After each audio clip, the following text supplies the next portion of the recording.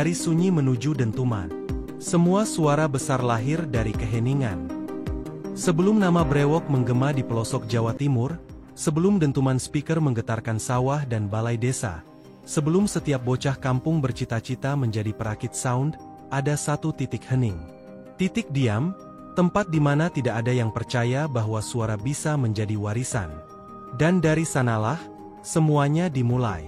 Di tengah desa kecil di Pasuruan, Jawa Timur, suara itu mulai dirakit. Bukan dari pabrik besar atau laboratorium canggih, tapi dari sebuah garasi kecil yang penuh debu, kardus bekas, dan impian yang disolder malam demi malam. Bukan oleh insinyur, tapi oleh seseorang yang waktu itu bahkan belum tahu hukum Om dengan benar. Namanya Eko Prasetyo. Dipanggil brewok oleh teman-temannya karena wajahnya yang berjenggot tipis. Dan dari tangan Eko inilah, suara itu mulai dilahirkan. Bukan hanya suara dalam arti teknis, tapi suara dalam arti perlawanan, kebudayaan, dan harapan. Brewok sound bukan hanya tentang kerasnya dentuman bass. Ia tentang keberanian seorang pemuda desa yang memilih mendobrak batas. Inilah cerita tentang suara yang tumbuh dari tanah. Tentang dentuman yang bukan sekadar bunyi, tapi pernyataan.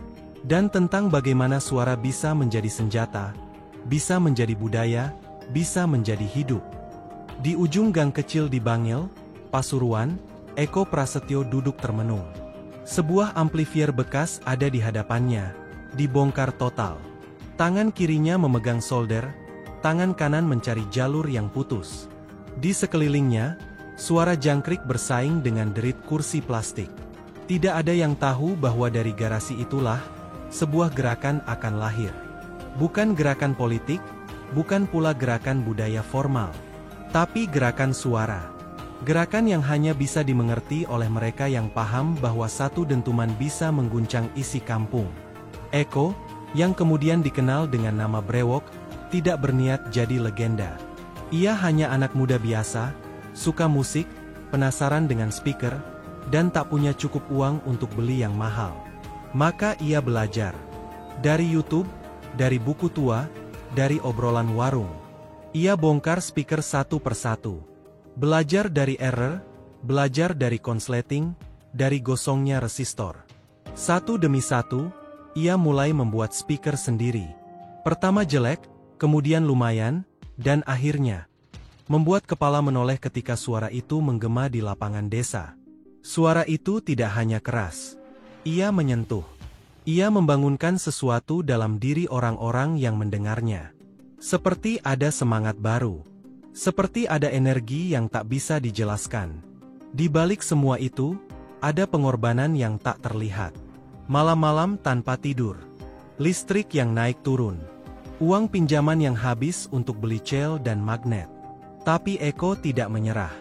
Ia tahu satu hal, suara ini belum selesai. Brewok tidak menciptakan sound system pertama. Tapi ia menciptakan sesuatu yang lain. Dentuman sebagai identitas.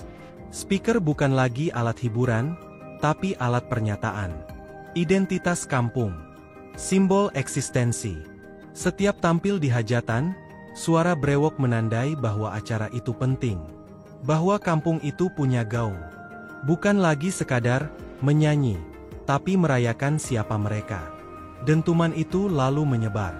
Tidak hanya karena suaranya kuat, tapi karena filosofi di baliknya. Anak-anak muda mulai berdatangan ke garasi Eko. Ada yang ingin belajar rakit, ada yang ingin beli, ada yang hanya ingin mendengar langsung dari dekat. Garasi itu berubah jadi ruang belajar, jadi pusat pergerakan yang tak sadar membentuk budaya baru. Brewok tak sekadar menjual speaker. Ia membagikan semangat. Ia menyebarkan keberanian untuk bersuara. Dan budaya itu makin mengakar.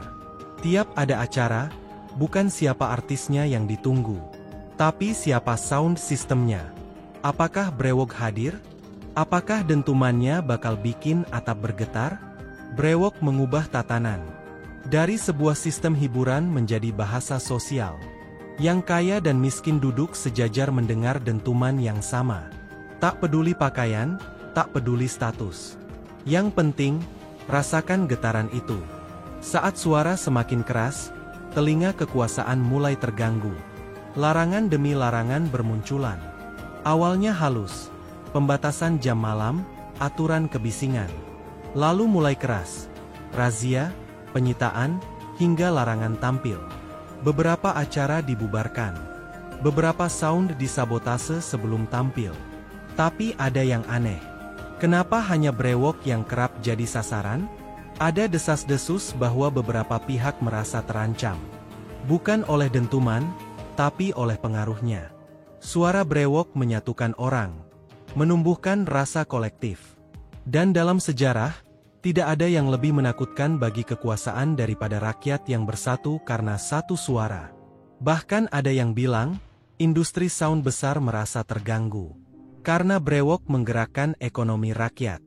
Membuat pemuda desa bisa merakit sendiri. Mengurangi ketergantungan pada brand besar. Ada suara-suara samar di balik layar. Bahwa setiap pelarangan sebenarnya bukan soal kebisingan. Tapi soal kontrol.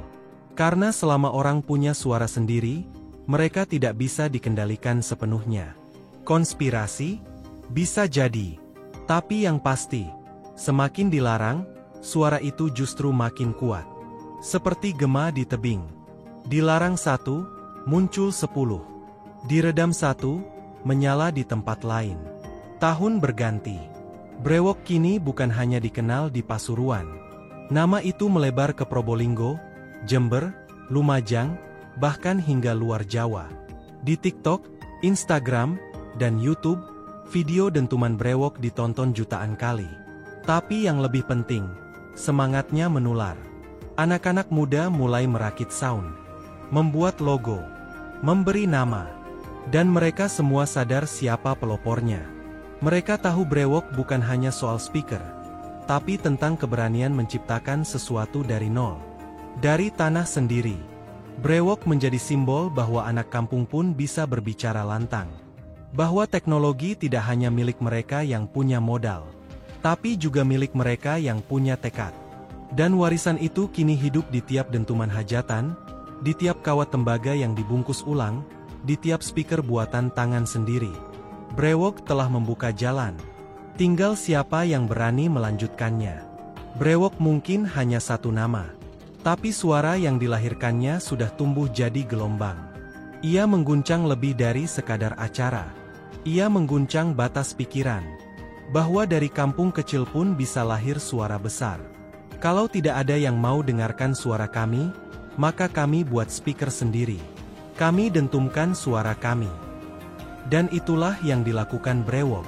Kini, meski banyak yang mencoba membungkam, suara itu tetap hidup. Di tiap panggung hajatan. Di tiap tangan anak muda yang sedang menyolder. Di tiap warga yang tersenyum saat dentuman itu menyala. Karena suara itu bukan berasal dari alat, tapi dari hati. Selama masih ada yang percaya pada suara, dentuman itu tak akan pernah padam. Ingatlah nama itu, brewok. Bukan sekadar sound system.